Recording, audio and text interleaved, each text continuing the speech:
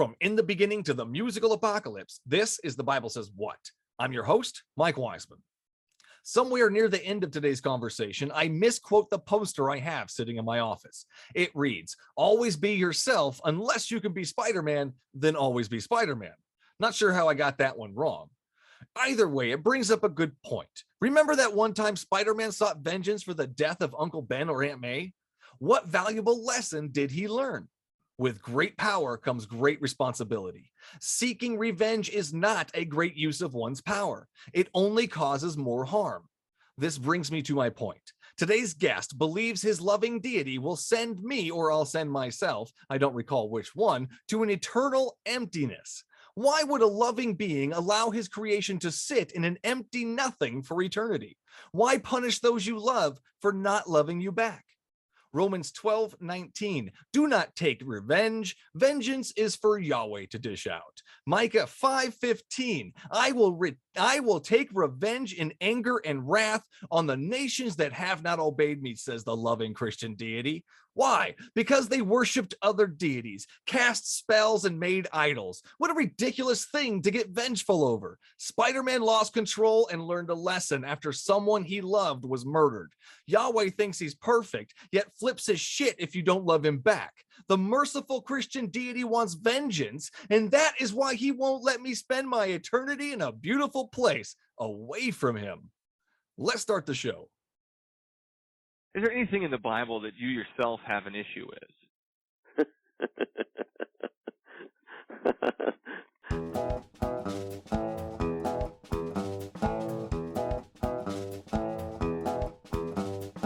Okay, so it took you reading the Bible to realize that those things were bad for you? Yeah, it actually did. I didn't figure this out on your own?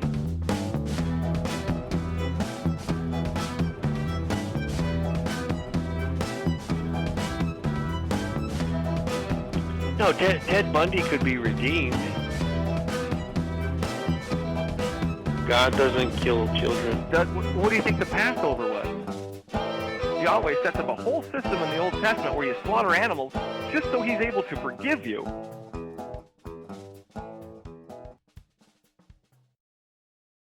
Today's special guest is nutrition coach and podcaster, Jonathan Mclernon. Welcome to the show, Jonathan. Hey, thanks for having me, man. I'm glad the power came back on. Me too. Thanks for coming on. Thanks for taking the time. Why don't you tell the folks at home a little bit about what you do?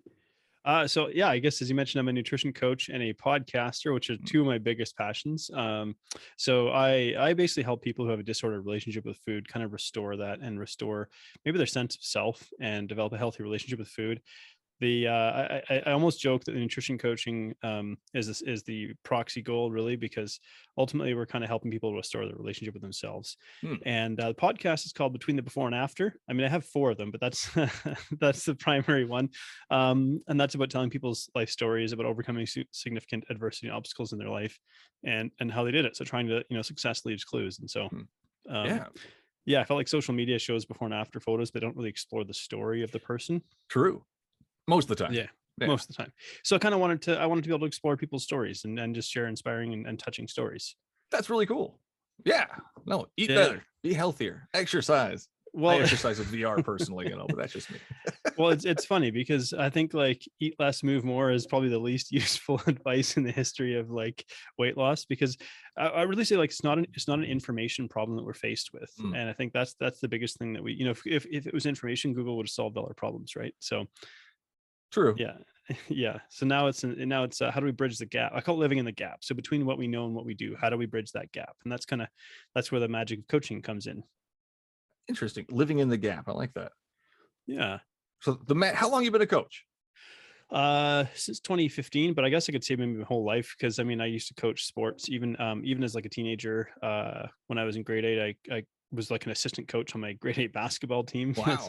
As well the team captain. And so when I was in grade 6, like I taught 2 of my friends how to read who were considered like learning disabled, and I guess maybe I could connect with them better. So it's kind of been a running theme in my life. Some coach, teaching, mentor. I seem to have a bit of a knack for maybe taking complex information and distilling it into useful, actionable advice, and then inspiring hope in people, because I have pretty optimistic view on people for the most part. I'm sure there's dickheads out there. Sorry. No, you're fine. We got the adult rating for a reason. We touch on all Okay. kinds of stuff here. But I'm pretty open-hearted, and I really like to see the best in people. And so for me, coaching is kind of like helping people unlock. Put it this way: I say, like, you can't read the label when you live inside the bottle. And so usually we're good at seeing something else that somebody might not see, and then being like, hey, here's what I see in you, and I'd love to see you like do more of that.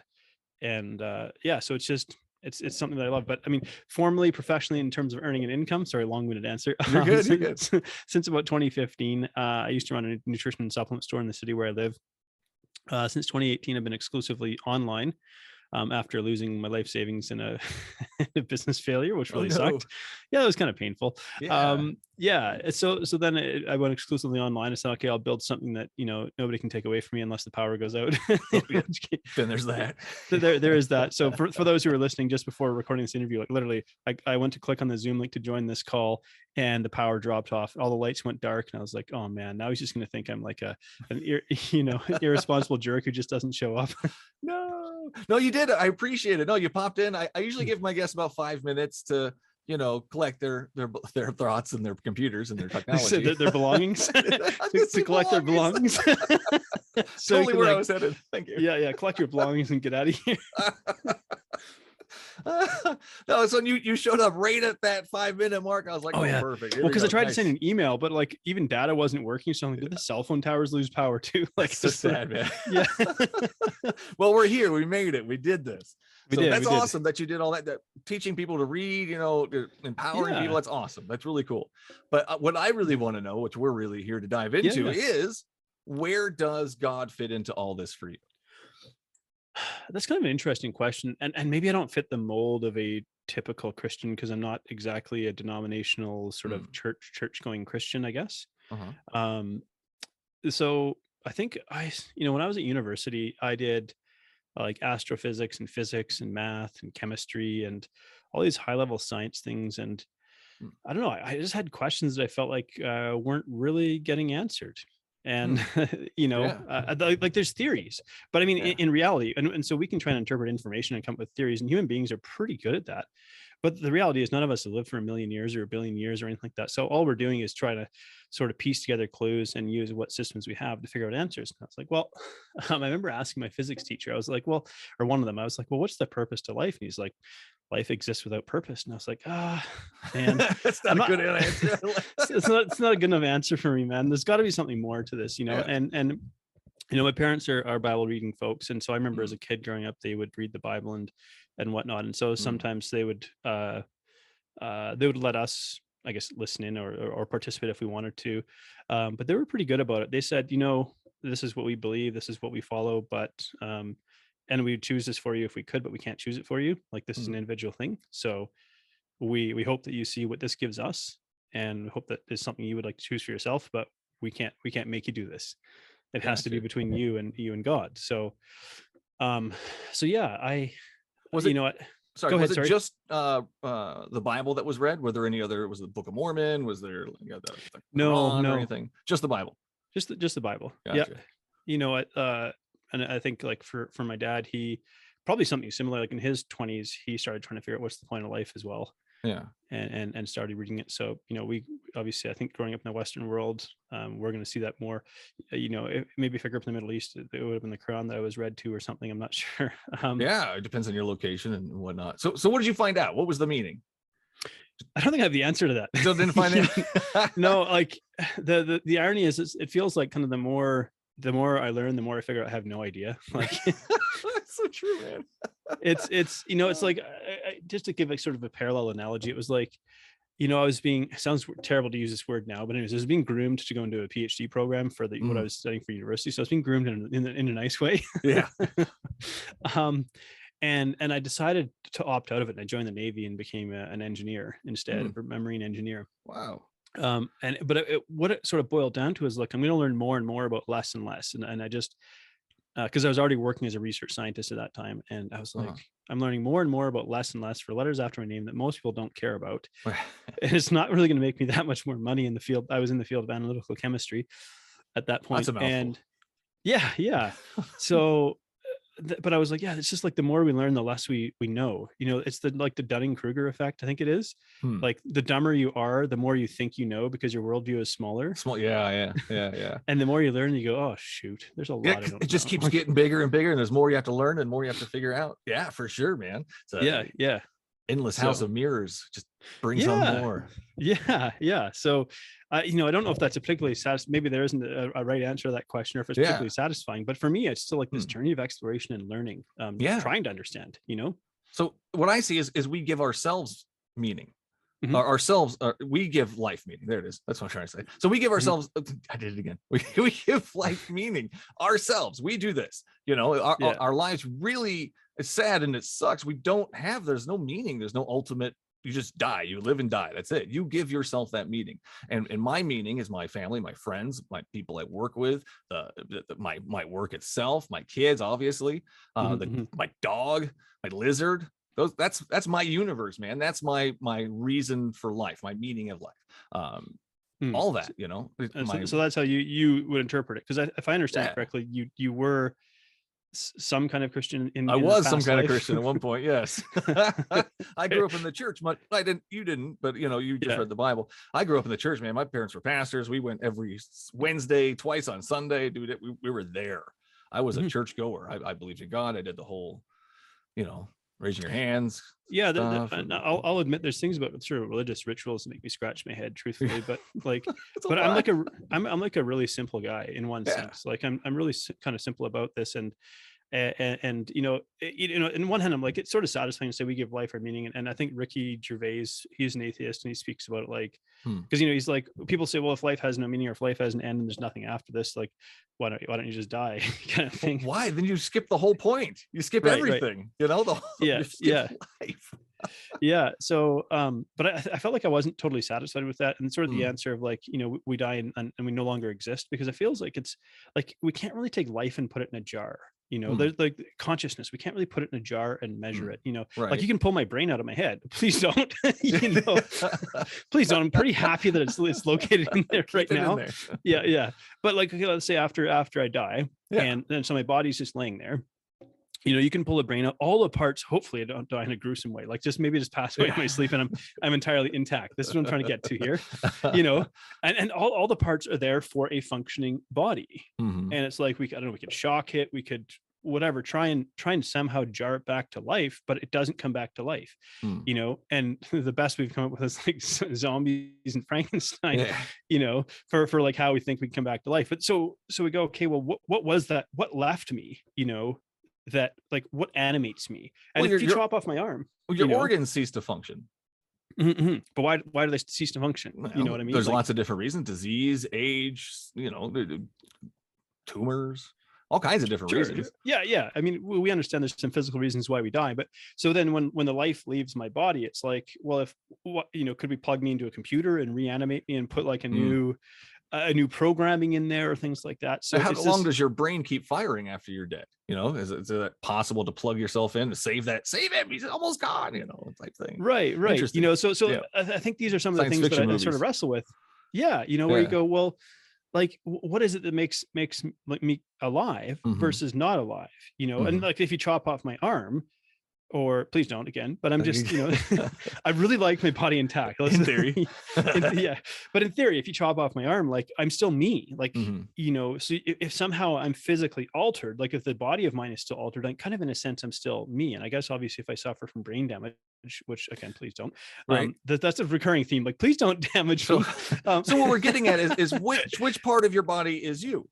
Is it your lungs? Is it your brain? And I would go with my brain. That's where all my information is stored. That is me. If I lose my brain, I lose me. If I lose my heart, well, I can replace it with a pig heart or a robot heart and all that sci-fi stuff. That's reality. But I can do that. My brain, not so much. That's me. And we know that we can actually manipulate the brain, tweak it, and do different things to it and make us different people, essentially.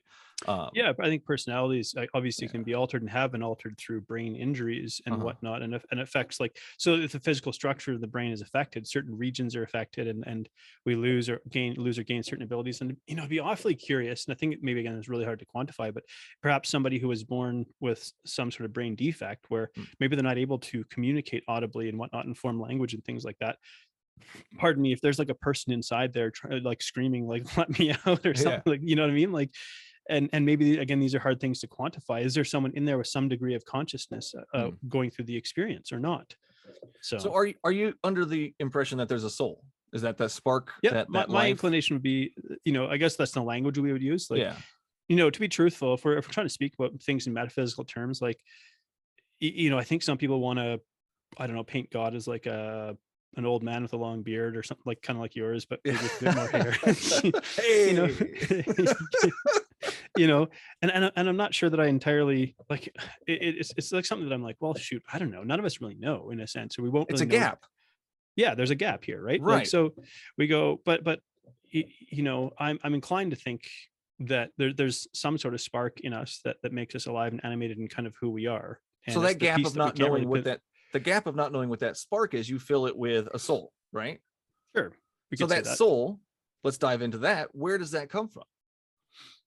Well, I would say that it comes from God. So I guess we would describe it as an infinite spiritual being, the giver of life. So how does the soul get to you, though? Is there like a weird question, but like my mind goes, is there like a soul factory up there where like they're just pumping out souls and just shooting them down? When you say soul factory, I just think about music now. Yeah. Like just pumping out jams. It's pretty righteous tunes. Yeah. Yeah, righteous tunes. Yeah. Soul factory. How do they make? Like when we had Adam, when we formed Adam, he breathed life into him. He breathed life into him. So is God's breath a creator of souls? Like, there's so many questions. It could be, yeah. And the truth is, I don't know. Yeah, a lot of gaps. It's a really in ones for some people, I guess it'd be dissatisfying to sort of live in this place of like, well, shoot, I don't know. I'm just kind of piecing things together the best way I can, ultimately. And so maybe one day we will know. Because I think, like one of two things is going to happen. Like I'm going to die and nothing happens. God doesn't exist. And all of my beliefs were flawed in a sense. And I don't pretend to be an arbiter of like the perfect truth here or anything like that. Like I'm like a student who's trying to figure some of this stuff out. And I've went down the route of, like physics and astrophysics and, biology and things like that. I'm looking for answers in the science, but the best theories we really can't sort of piece together. Like let's say if you go with evolutionary biology, there's real gaps there too, where we sort of bridge it with like a wave of our hand in a couple of billion years here or there. But there's enough evidence there to piece together a big picture. And that's where we have our evolutionary theory, which is pretty much fact. There's so much evidence. Yes, we have little gaps. We don't have to fill in the gaps with, don't get me wrong, don't get upset, with an invisible man. Oh, you're gonna hurt my feelings. I mean?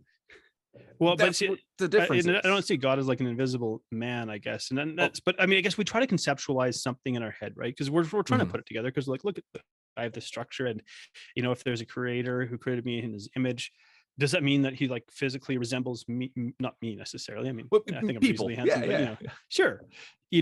So to try to piece all that together again is kind of tricky. And and I'm not a, what's the word? I'm sure there's like Christian sort of studiers. There we go. Apologists. There we go.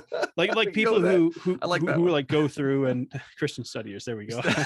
All those Christian studiers out there.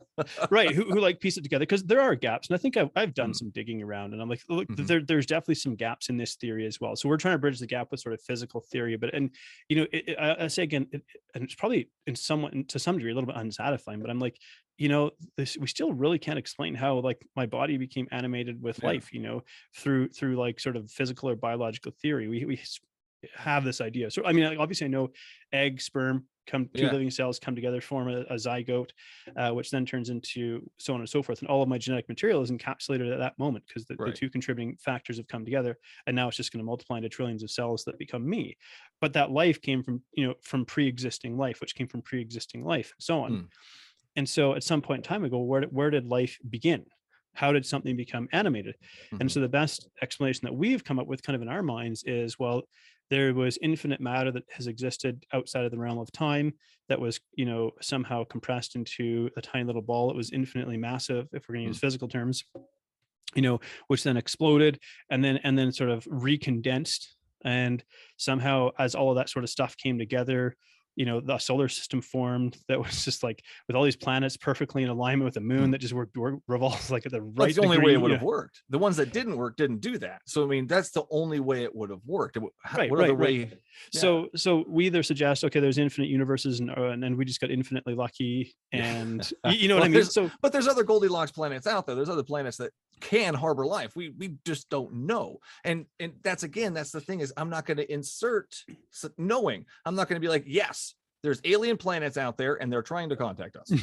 No, I mean, maybe, but sure. I'm not going to assert that, And so I want to kind of know how you got from, and again, I'm not satisfied with that God answer. It just doesn't fill that gap enough for me. I don't want to fill it with magic, invisibleness, or anything.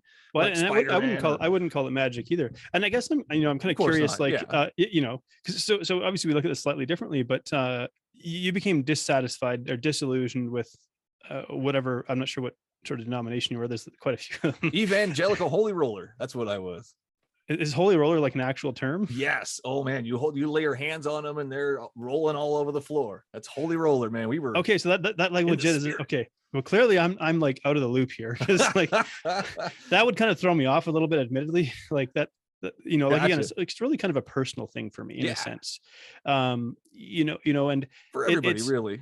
I mean, and so it should be, right? I mean, like I'm not here. I don't try to evangelize anybody. I don't know if that. well, I mean, honestly, because let's think about like, I don't know, the Crusaders, for example. Oh yeah, they were not nice people. No. Because there's a lot of people who've done really horrific things in the name of religion, and horrific things in the name of Christianity, horrific things in the name of God, and so on. Like, and these things should not be done. Ideally. Agreed. There's people that set up religious power structures. I think the Catholic Church is modeled after the Roman Empire. It was like we went from a physical empire to a religious empire. Stuff like that. Yeah. Right. So things like that. Like I'm like, oh shoot, you guys, like you're really messing this up. You're making us look bad. Well, because it's not really meant to, as far as my understanding of it, is not really meant to be like that. Like when Jesus was on the earth, the Jews thought he was going to overthrow the Roman Empire and set up some kind of, like kingdom, I guess, and become a human ruler of that. And he's like, well, this is not what I'm here to do. I'm here to teach you about a kingdom, a spiritual kingdom, in a sense, one that exists outside of this. See, now, more invisible stuff. See, that's where I draw the line. Is when you say spirit invisible, that's where I'm like, I can't get behind that. I can't just follow. But like a mind is invisible. Is it though? I can see it. We can measure electrical impulses. I can see it. Yeah, I can see it actually functioning. I mean, like I do. I'm experimenting with neurofeedback and tuning my brain, which seems kind of fun. That sounds fun. Yeah. Yeah. You put on like the skull cap, look at the swim cap with all the electrodes and stuff, and man. And we tune up the different brain wavelengths and things. So we can. Fun. Yeah, so we can detect brain wavelengths and things like that, but I don't think necessarily equates to the mind. We can detect that there's electrical impulses kind of firing between neurons, but again, there's, what does that mean? I mean, we have 11 million bits of information firing around in our brain per second, like most of which we obviously don't process consciously because we just run on streaming. Well, can we see the effects of this? Can we see the effects of the mind? I suppose, yeah. I mean, obviously, here I'm speaking, formulating thoughts, and we can call it whatever you want. I mean, I don't have to call it a mind. I mean, sure. But so there's just like different than Jesus, a little bit different there from Jesus. I don't see the effects of Jesus, and I got a lot of Christians point to well, you see the trees. I mean, come on, every creator God that would prove that deity is real. I'm just looking at trees. So I mean, like, how does that work for you? So sorry now. You might have. I got slightly distracted because my phone rang with my wife calling me. I ignored her to have this conversation. No, you're good. You're good. So how do we get from I don't know to Jesus? As in, I don't know, like how life began. Filling the gaps. Yeah, fill in those gaps. Creator, deity. How do we know it's Jesus? How did you get to that? Yeah, I think I started reading the teachings, and I go, like I can kind of resonate with what's, I say resonate. I'm not really into vibrations and frequencies. I think people use, linguistic, whatever. Yeah. Just that I'm like, well, there's like some good teachings here, some good moral teachings, and I want to start to try and learn more about that, and it's to guide my life, really. Guide your life. So you use the Bible to guide your life. In a sense. I wouldn't say I wouldn't say do a great job of it. Well, okay. You know? So what parts of it I'm do not you use to guide your life? I mean, have you read the whole thing? There's a lot of stuff in there Uh, that's Sure. not very good to I guide think your there's life through. With. well, I think there's probably stuff in there that, you know, again, when we sort of try to put our interpretation on it, you know, you know, we go, you know, I don't like that. I wouldn't do that. I mean, but you know, human beings have a pretty checkered history. Well, let's go Whether or with, not, do you believe in hell, Jonathan? as far as I know, that would exist. Now, again, I'm not exactly convinced that there's a guy with horns and a pitchfork and a red, you know, devil running around. Well, the kind of Bible thing. says that Yahweh's in hell, destroying souls. So I mean, Yahweh's got to run the place. Matthew 10:28. I don't recall reading that verse that the God is in hell destroying the place or something along those lines. Souls. It says, I'll read it for you. Matthew 10:28. Do not be afraid of the. There it is. Do not be afraid of those who kill the body but cannot kill the soul. Rather, be afraid of the one, and it's all capitalized, Yahweh, who can destroy both soul and body in hell. Mm-hmm.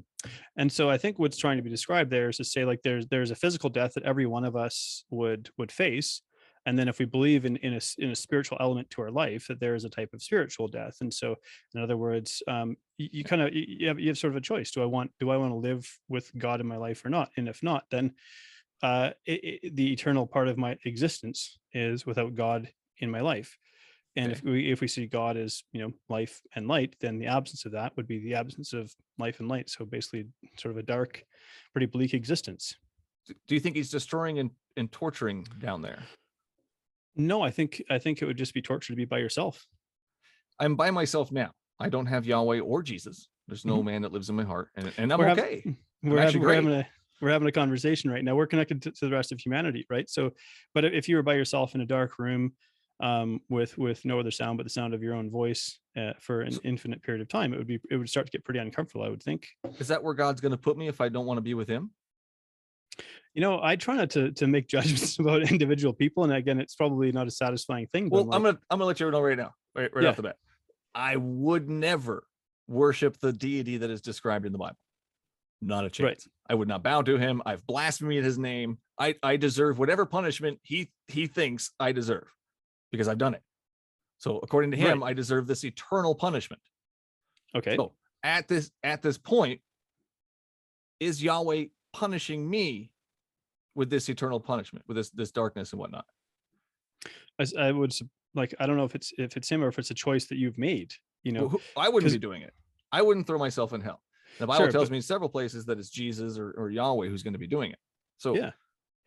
Well, it's you know, we could say, okay, it's one or the other. You decide that you want him in your life or you don't, and then so in a sense, you've made the decision that, hey, I don't want God in my life. I want nothing to do with God. You use this term Yahweh. I don't use that term. Well, it's in the Bible. I mean, that's what he calls himself. Sure.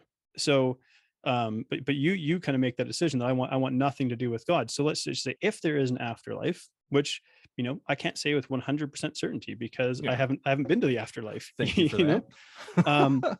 Well, yeah, that's the thing, right? Is we can't say with 100% certainty, and there's a lot of things that I actually don't have the answers to, which is, you know, which I'm kind of okay with. Again, I'm like, well, I'm trying to figure this out as we go, and I say, well.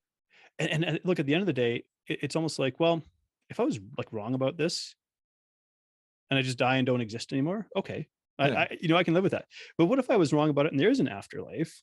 And this isn't the basis of my faith, you know, but it's that there's a name for this gamble and I can't think of the name of it, right? But it's like, okay, if I don't believe that God exists and then I die and I find out he does exist, but I entirely rejected his existence in my life. Well, that's Occam Razor's, I believe, is Occam's Razor, and that can go with any God. You know, I denied this God, but there's infinite amount of other gods who are going to punish me because I didn't believe in them. So it doesn't really add up. Occam's Razor is really. I go back to the Mummy with Brendan Fraser, the best mummy. Just by the way, best mummy. He brings out all the different gods and starts praying to him. You know, he's like, oh, blah, blah, blah, and this one, and then the Christian God, and then whatever God he can do to save himself. And that's how I kind of see Occam's Razor there. Fair enough. Yeah. So you know, so but the darkness. I'm in the darkness forever. Because I don't want to be with Yahweh. Is that a fair punishment? Is that just? Well, is that for me to decide? Because like if I'm not the judge, you know, because so you can't have an opinion though. Sure, I guess I could have an opinion. So, as your opinion, is that a fair and just thing to do? I would say that's for God to decide, not for me to decide though. So it's like, Well, which again is a really dissatisfying answer. I understand. I know, but you say that you use the Bible as a guide. So Yeah. God is kind of like your coach, right? And if you were a coach, Okay. and your players weren't doing what you needed them to do, and you punish them by saying you can either have me be your coach, or I'm going to lock you away in a locker for eternity. I mean, that's kind of extreme, don't you think? That's kind of what I see. I think the same we're thing. we're given a lifetime to figure this out. Yeah, We're given a lifetime to kind of he's make a invisible, decision though, about Jonathan. this. Well, but there's like, as we've talked about, there's a lot of things that are invisible that we can't, like I said, we can't put a life in a jar, so we can't quantify that. And so there's we can't take a thought and put it in a jar, right? So there's I'm a not difference basing between. my whole life on a thought, though. Well, I'm just saying a thought. I mean, we have something Thoughts. in the neighborhood of like 180,000 thoughts a day or so, Yeah. whatever the number is, right? And so, but there's elements of being alive that we really can't quantify in the physical realm. Is kind of what it boils down to. And so what we if go, I told you it's Kali Ma? Kali Ma is the one that gives us life. She's Okay. our mother goddess, and she protects us, and she keeps us going. She inspires us. I mean, Okay. and the only way I can communicate with her is if I'm in the quiet spot, and then she communicates with me, and she has benefited my life, made me a better person. if you want to, like, go ahead, but it's like, What's the difference between if me you- and Kali Ma and Jesus or God? What's the difference? I have no idea where this. I don't know if this is a fictional god you've made up, or if it's It's a one real that one. comes She's a real one. from a different religion or practice Hindu. or something. She's a Hindu goddess. Oh, there you go. She's Okay. totally badass. Okay, cool. I know nothing of it. So, Well, it doesn't matter. She's still real, and I'm telling you, she's real. What is that convincing? not necessarily. No. And so would that convince you if you had? Well, never mind. Go ahead. well, it's just like I go, well, I'm kind of on this journey of discovery and sort of figuring this out and piecing this together. And so, Mhm. and I think, why we have these conversations, because I was kind of curious what the purpose of the conversations are, right? I mean, obviously I'm open to it. Otherwise, Yeah, no, I showed love up, it. This is great. We're doing really well. But I think, okay, like, is your goal to convince people not to be Christians, or is it just to have a conversation back and forth? My goal is to figure out why you believe what you believe, and is there a good reason behind it? And if there isn't a good reason behind it, then what's the conclusion? Then we've just had a great conversation. If there is a good I've reason met a new behind friend. it, and if there's a good reason behind it, What? I haven't heard it yet. I've yet to hear it. right. So in my position, your hope is, or your I don't know if it's your hope, but you're like, can you convince me that there's a good reason to believe in God? I want to know why, and the reasons I hear from many Christians, the reasons why really aren't good reasons to believe anything, and I'm not really sure why people still believe that, and it's really confusing and curious to me. So I got to figure it out. Why do you believe it? So what? And we're getting to that right now. Actually, what convinced you that it was Jesus instead of Kali Ma? I think reading the words of the Bible and reading like kind of what he describes there, and Such as just how to live a life. And again, I'm not an expert of the Bible. Yeah, no, that's I don't know, man. So is Jesus and God the same person?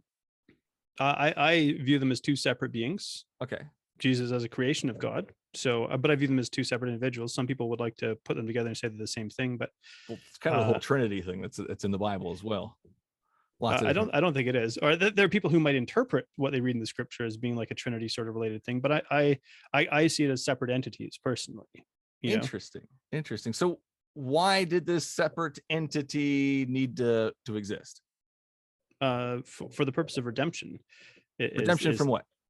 Redemption from our fallen nature. And so it's like it's sort of a classic human story that we encounter, that we seem to be drawn to and attracted to anyways, that we start out innocent, and then we sort of fall, discover a fallibility, that sort of thing, and we go, well, shoot, I can't really fix this myself. And it's like, okay, well, here's someone who will take your place, who will pay the price of redemption for you, and then because of that, you don't have to necessarily do that. Why would God make it so we can't fix it ourselves? Because it's God's desire that we would need Him and be a part. Like, it's kind of egotistical, isn't it? If you want to put a human framing on it, you could say that. But I think that's what I see a lot of people wanting to do, right? And I'm saying, Well, I don't know that we could say that it's that. Oh, well, because I mean, if God exists infinitely, which as far as I understand, that would be the case, then there's not necessarily a need for us, but it's like, oh, well, it would Well, be he nice seems to want us to need him. Why does he need that? well, I think God has decided he would like to have a family. So God then he wants a says, family. but I want to give you the freedom of choice. So, because God could, God could just, I suppose, make a family of sort of robot souls. He could just create, Or he that, could just come down and interact and hang out with his family or protect them. That'd be a good one. He can protect his family, especially while they're in his house, the church. I don't see a lot of protection going on there. But there's an element of, well, I mean, I think there's plenty of, I guess we can call it false religion, if you will. I'm sure you know. No true Scotsman fallacy. That's what it is. No true Christian. That's where that goes to. Is that where that goes? Okay. I mean, so, obviously you have like more knowledge of this than I do, as a coach. And so, yeah, as a coach though, and Jesus is your coach and Yahweh is your coach, do you protect your players from, I don't know, an attack? Say someone comes onto the field and starts abusing your child, your student, your player, whatever it is. Would you protect them? Well, I think, you're framing this in the context of entirely like physical life, as though physical life is the only thing that we have. I'm framing it in the context of Yahweh is a loving God and interacts with his people and tries to protect them. So if we believe that this physical existence is the only thing, then I would agree. I think Paul wrote this. He said, obviously, if we don't believe in Jesus and Jesus isn't real, then we of all men would be most miserable. In other words, like, why would we suffer for something that there was really no hope? There's all kinds of people that suffer for their invisible friend and strange religious reasons. Yeah, sure. But let's doesn't make it right though. Who like, what makes you the arbiter of right and wrong? Okay, so that means all these religions that these people suffer for the belief of are real, are the correct ones, and that can't be. You can't have every religion be the right religion, because that just contradicts and counteracts itself. So that really doesn't matter. So your take on this is there is no correct, because I think you're an atheist, right? So you believe that God doesn't exist, and so there is no agnostic atheist. I don't know, but I haven't seen the evidence. So therefore, so are you hoping that in these conversations that you will find a convincing argument? Let's just say somebody find me a convincing argument, a good reason to believe, man. I would love that. Right. I don't have that. Nobody's given me a good reason to believe in this or that or any other religion for that matter. Right. So, and so the kind of the purpose of this is to try to get to that. Can someone give me a convincing reason? I'm not doing a very good job of it. Right. Because I'm like, why do you believe it? Is that a good reason? Oh no, that's not convincing me. But thank you for telling me why you believe it. That's kind of where I'm at. Yeah.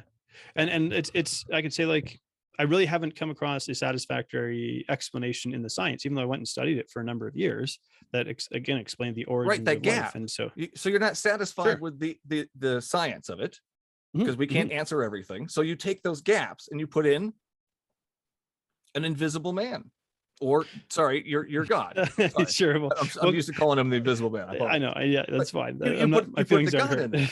there. Sure. But he is invisible still, whether he's a man or not, but he's still invisible. But he doesn't interact with, does he interact with the real world? I'm inclined to think so, but I think does he interact with his those followers? who would desire? Yeah. For those who would want to, I would think so. Gotcha. Does he protect them? Well, and the protections is not necessarily physically. That's not a guarantee, because in reality, like the way I see it, this life isn't all there is to our existence, right? Right. But as far as I interpret it, so then it's. So he protects some, but not everyone. No, every one of us dies at some point in time. No, like right? protection. Like none of us get out of this alive. Like my mom used to pray for the car rides, that type of thing. Does God protect people? I'm not so sure about that, because it kind of life gets to run its course. But I think where this comes, if I understand it correctly, you go, well, if God's a loving God, he would somehow protect us. But I'm like, we're going to die at some point in time anyways. And if there is a judgment day, and people who let's say they serve God, and there's a judgment day, but then others could go to him and say, well, you protected those people. We had to face all these difficult experiences, but they didn't, because you like put a hedge around them. You protected them. And it's like, well, no, I didn't. Every one of us had to face life and let life run its course. Some people die young, some people die old, some people die peacefully, some people die tragically. There's no sort of physical guarantees. All there is while we're here and alive, we have a little span of time to kind of figure out what the heck this is about, why we're even here. And then from there, it's like, okay, well, if I believe in God, then it's cool. Let me try to develop a relationship with God. Let me try to understand what this is, the being, the spiritual deity that I see that is the giver of life. And then from there, like I say, okay, if I'm letting you lead and direct my life, that's not a guarantee that I'm going to have a good life or the health and wealth. And because I'm pretty sure there's churches out there that are You're like, not saying it's a guarantee, but he does sometimes, right? I couldn't say. I don't really know, because it's like, that's good. That's a good answer. I like that answer. I don't know. That's because good. I don't think it actually would seem unjust if it's like, well, I'm going to protect these special people over here. It's like, well, no, Kind of what he did with the Israelites, though, isn't it? He was trying to protect those special people, and then every time he protected them, they'd just disobey him, and then he'd have to destroy them and slaughter their kids some way. That's kind of what happened there. That's one way of interpreting it, I guess. Well, you got the whole battle where Moses has to have his hands in the air so he can win the battle. The people Yahweh interfered in that battle. He protected them. They had an army that was trying to kill them and keep them enslaved. And so he said, okay, well, actually, I'm so going he stepped in that instance. Yeah. Okay. Because it's like, so does he now do the same thing nowadays? Perhaps. So I think I would look at it maybe this way. So maybe God looks into our hearts and he goes, is there potential for this person to want to have some kind of relationship with me? Some kind of he's only going to save you if you want to have a relationship with him? Well, what would be the purpose if you don't want anything to do with him? Right. So he can't. That's not love, man. That's not unconditional love. That's conditional love. Right, but who are we to say that God has to have unconditional love? Well, a lot of people say he's got it. But go ahead. Well, it's like, okay, I want nothing to do with you. Like you said, you've blasphemed the name of God. For sure. All this kind of stuff, right?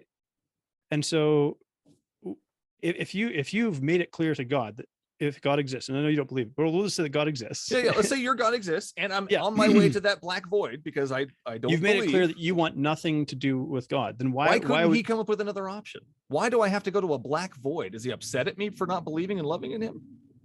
Seems kind of petty. No, I think it's a case of you have made a decision. Right. You've said, I want nothing to do with you. Right. So why can't he send me to a beach somewhere away from him?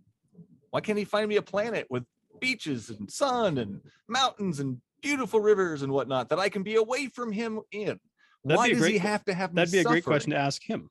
Well, he doesn't answer my questions. It's very weird. It's like he's not there or something. So, but why couldn't he? Because I think these questions would be asked kind of in a disingenuous way as well, right? It's like, wouldn't that be a better choice though? I want this to be done my way because this is the way that I see. Because I would gather it's in some way or other, you kind of have an idea of this is what I see to be right. You know, whether and you probably don't believe you're an ultimate arbiter of truth either, but at least definitely not. Right. But you're like, I have some ideas about what is right so far that guide my life as well. And so from what I see in this, I go, in my eyes, from my perspective, this isn't fair. But what we're doing is we're trying to use our finite, limited human wisdom to interpret this. And it's the wisdom that he gave us, which is finite and limited. Why would he do that? Why would he limit my learning and my intelligence? That seems kind of messed up. That, again, that's your interpretation of it. Well, maybe we wouldn't do so well with infinite wisdom. You wouldn't do well if you were smarter. I'm not saying we wouldn't do well if we were smarter. I mean, we can obviously we can learn wisdom. I mean, I don't know how that works actually. I'm not sure if you give an infinite number of people infinite wisdom, what happens? I don't know. They'd be smarter, but I don't think not necessarily. Would we? Good question. Good science fiction movie. Right. So you go, well, I don't really know. Right. It's like, well, why doesn't he give us infinite wisdom? Well, and you say, well, why does God create within us a need for him? So that maybe we would look for him because you can't necessarily. Why does he need all that? That seems so weird to me. A God who's infinite and all-knowing and he's perfect, right? So why would he need people to love him and care about him and worship him? It's so weird to me. I don't think it's a need. Okay, it's a desire. Why is there a desire? Why a want at all? By a perfect being? Because he's perfect already. Why would he need something if he's perfect? Because it's like, well, why not share this with people who would like to share in this? We're worshiping him. We're becoming servants to him. That's not sharing. That's all to him. We're not sharing in anything there. He's not worshiping us. Yeah. Well, why would he? We're these finite human beings, you and I. Why would he worship those little insignificant nothings? But see, that's your reference of putting it. You're putting this frame of reference. Tells us people are nothing. They are considered nothing. He does as he pleases with the powers of heaven and the peoples of the earth. They are considered nothing in his eyes. But why would you want to be why do you want to be something special though? I don't want to be nothing. Do you want to be nothing? Some insignificant little nothing that we're has to one worship person. this really big guy, or else you're going to go be quiet by yourself for eternity? That's so weird. We're one person. Each one of us, we're individuals out of, I don't know, probably maybe 10 billion people who have ever lived. I don't know what the numbers are. I'm not sure. If you could be anybody, yeah, be a good person. But if you could be Spider-Man, be Spider-Man. Just saying. I'm not sure where that quote comes from, but it's a good one. It's a poster I have over there. Okay, there we go. Right. And so, I mean, I think what the struggle here is like, we put sort of this, I guess, our human interpretation, and yours has been shaped by your experience and exactly. and how you interpret, like, say, what you read in the scripture, my society, my experience, my Sure, empathy, and my common sense. Those four things. Sure. And we can ask, well, where does even a sense of morality come from? Why aren't you just experience teaches you what? Because why do you get morality and somebody else is a mass murderer? Well, maybe there's a little bit of something wrong up there. We know that if something is a little bit off, there can be a whole lot off on you. So yeah, could be. I mean, because, like, where does the idea of morality come from? We have so many divergent ideas about what is moral or not moral. That are, and so it's kind of this chaotic sort of existence. So it's like, well, what if there was a unifying, basically a unifying truth that says, here's a moral code to guide you, and then if you choose to access me, and I'll give you power. Is the whole Bible the moral code, or just the happy hippie Jesus parts? I don't see Jesus entirely as a happy hippie, but well, I mean, a lot of the happy hippie stuff is taken from the Buddha and on the other religions and ideas that were going around at the time. So I mean, just Jesus probably didn't come up with these things just so that and that's your, you say, hey, this is what people who want to disprove the Bible are going to go around and say, well, this person had this idea and this person had this idea, and so they did. They've actually got documented proof of other religions and other ideas before the Bible actually having the same thing: love your neighbor, all that stuff. Yeah, sure. But what we don't find in these other things is like the Old Testament, where Yahweh gives you a set of rules, 613 rules that he thinks are holy, righteous, perfect, and good. And in these rules, you're killing kids, you're burning your daughter, rape victims are being killed because they didn't scream loud enough, women who are unclean because they have a natural monthly cycle. I mean, there's so many laws and ridiculousness in there. And Jesus doesn't really touch on much of that, except for, just don't worry about that. Love your neighbor. Love your neighbor. But that's still in there. That's still what God thinks is perfect, holy, righteous, and good. So at that point, I have a problem with that God character. Right. And you're welcome to have that problem, because this is how you interpret what you read. And again, you're interpreting it through the lens, I think, I could be wrong, but it seems to me you're interpreting through the lens of, well, I have my version of morality based on my version of morality and what I see, if there's any purpose to life. And I don't see that there's an existence after this life, that it just sounds like a miserable existence. No. Based on my morality, I can tell you it's not good to stone children to death, to have women marry their rapist. There's a lot of slavery. I don't think that's a good one either. There's a lot of stuff that I just use my morals to tell you. Which come from where? To tell, not from the God that says this stuff is okay. Clearly. Right. Clearly, I did not get my morals from the guy that says all of these things are okay. And you're telling me you got your morals from that guy that says all these things are okay. That's where I have the disconnect. That's my issue. Yeah. And I don't have all of the answers that you would like, and I don't even have a convincing one, which is probably I don't know is my favorite answer, Jonathan. Just so you know. Right. And so I don't claim to understand it all. And there are parts of the Bible that I think are really difficult to read and go, I don't, but then if we look at God as the giver of life, we would say, well, if God is the giver of life, then he has the option or he has the right to give and take as he sees fit. Yeah, I don't see that as a good thing though. I'll let you have the last word. We're about out of time here. Last word, and then plug your stuff for me. What's the last word? I think I don't have all the answers. I'm an infallible. No, the opposite of infallible. I'm a fallible guy who is just trying to learn how to live in a way that is seemingly good and create good in this world. And so I found that there is a code, which is the teaching of Jesus that I try to live by. And I certainly don't do it perfectly, nor do I have all the answers, but it's always interesting to have these things probed. And I figure one day we're going to figure this out. It just might not be while we're still alive here. Like that's how I see it, Gotcha. So, well, the answer is 42. In case you're wondering, that's the answer to the ultimate question. Why don't you go ahead and tell us where we can find your stuff? You can go to freedomnutritioncoach.com if you want to check out my nutrition coaching. I have better answers when it comes to nutrition coaching, because I've actually studied that really well. I've done a better job of studying that than the Bible. I'm still a very beginner sort of student of the Bible.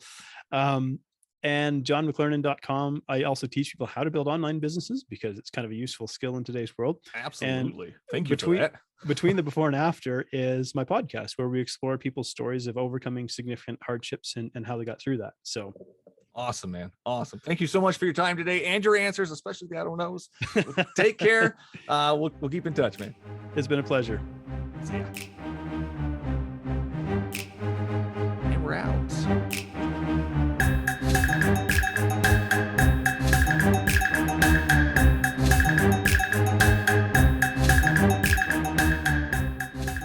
And that's all the show there is for you today. Thanks for listening.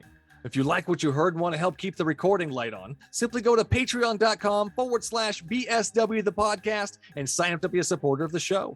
Your episodic tithes of $1 or more will give you access to the patron feed, unaired conversations, early access to each episode, and much more. For the latest events, BSW swag, and a peek behind the scenes, head on over to the show's ever-evolving webpage at thebiblesayswhat.com. The Bible Says What the book is out. Head on over to thebiblesayswhat.com and get yourself and your grandma a signed copy. Thanks to the cosmic powers of the internet, it is now possible to buy me a beer or coffee online. Simply go to buymeacoffee.com/BSW the podcast and click the appropriate buttons. If you can't support the show monetarily, please like, share, and or leave a review. As always, you can find me at the Bible Says What Facebook, YouTube, Twitter, or Instagram pages. You can also reach me at bswthepodcast@gmail.com. And no matter which platform you use to listen to your podcasts, don't forget to hit that subscribe button so you won't miss out on the next episode. Until then, would you kindly pick up your Bibles and read them?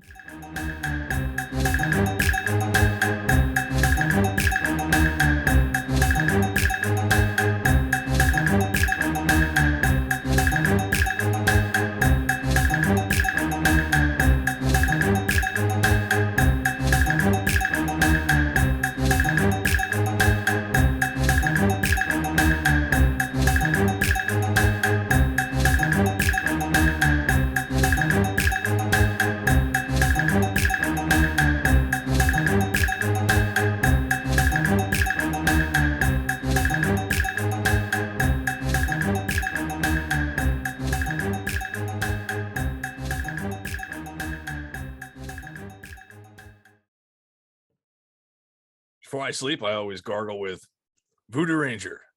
It's great for the teeth and your gut.